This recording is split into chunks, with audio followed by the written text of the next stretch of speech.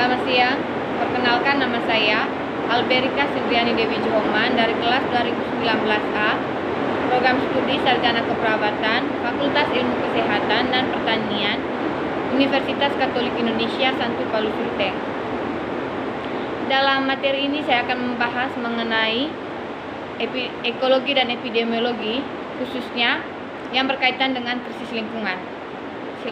Yang pertama, pengertian krisis lingkungan. Krisis lingkungan adalah deteriorasi lingkungan dengan hilangnya sumber daya air, udara, dan tanah, kerusakan ekosistem, dan punahnya fauna liar. Krisis lingkungan juga merupakan tindakan yang menimbulkan perubahan langsung dan tidak langsung terhadap sifat-sifat fisik atau hayati yang mengakibatkan lingkungan menjadi kurang atau tidak berfungsi lagi dalam menunjang pembangunan yang berkesinambungan. Yang kedua, faktor penyebab krisis lingkungan. Yang pertama, perilaku manusia. Perilaku manusia adalah sifat egois dari manusia yang terlalu berlebihan sehingga memandang suatu lingkungan adalah sebagai sumber daya alam yang harus dieksploitasi sebanyak dan semaksimal mungkin untuk kepentingan dirinya sendiri.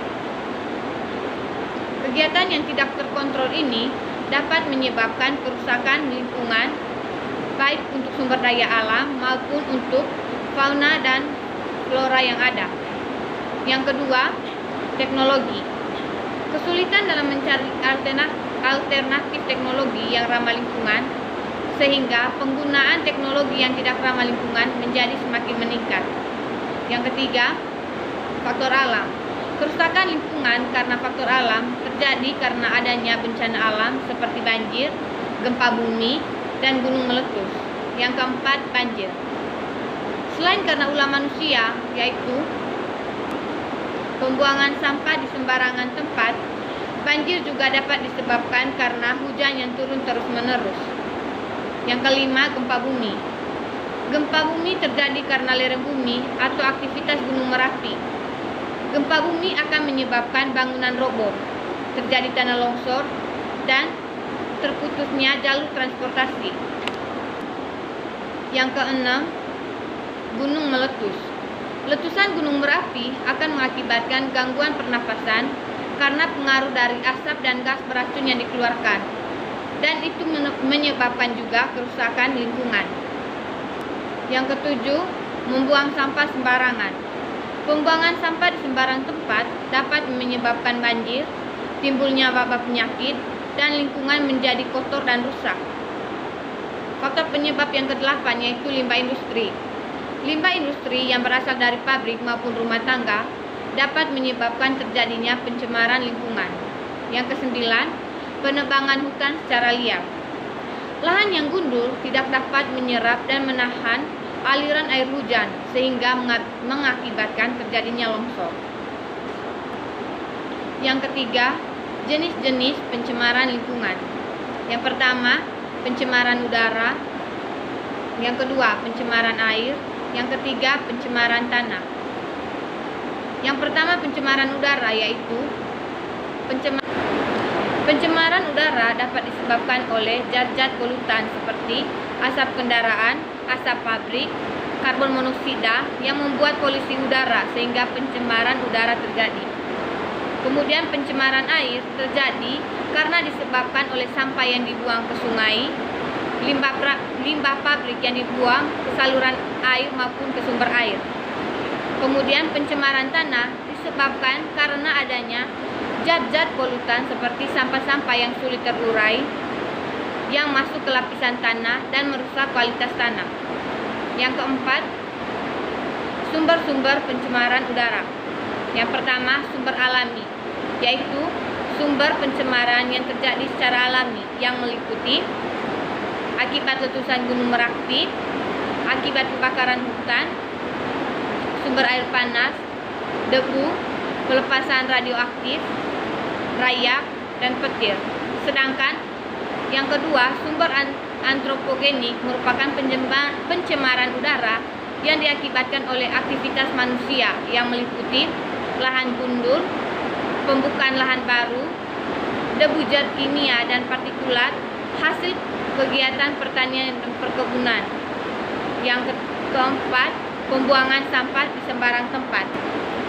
Yang berikut, jenis-jenis polutan yang berbahaya. Yang pertama, materi partikulat. Partikel ini terdiri dari komponen seperti nitrat, sulfat, partikel debu, alergen, dan serbuk sari. Partikel-partikel ini berukuran kecil sehingga mudah masuk ke dalam hidung dan paru-paru. Setelah terhirup, ini akan memicu masalah pada paru-paru dan jantung. Efek jangka pendeknya dapat menyebabkan sakit tenggorokan, iritasi mata, dan asma.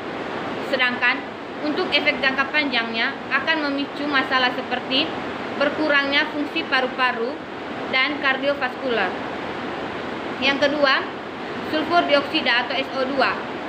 Gas ini dapat muncul akibat letusan gunung berapi dan merupakan sejenis zat yang tidak berwarna dan berbau.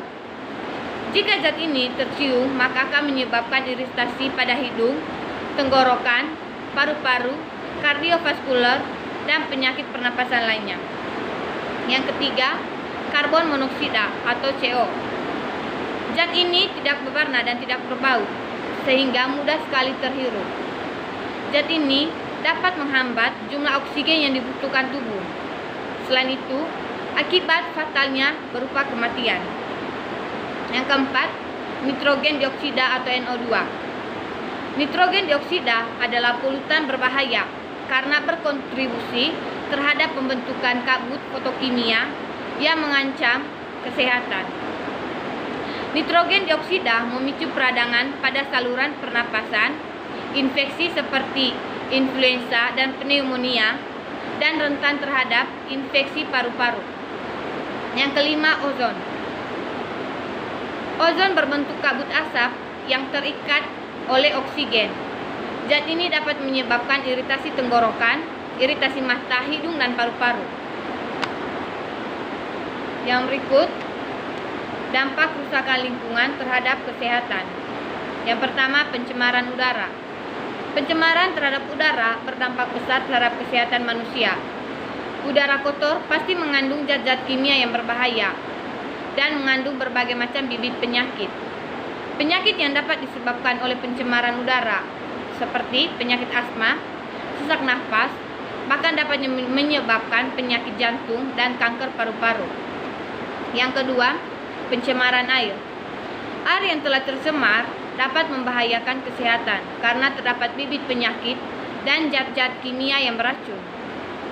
Penyakit yang biasanya muncul yaitu diare, muntaber, dan juga berbagai jenis penyakit kulit. Yang berikut, pencemaran tanah. Tanah yang tercemar dapat mengurangi kesuburan dari tanah. Zat-zat pencemar pada tanah dapat berisiko terhadap kesehatan manusia. Yang terakhir, pencemaran suara. Makhluk hidup, terutama manusia, diberikan indera pendengaran agar bisa mendengar dan menangkap suara-suara pada frekuensi tertentu.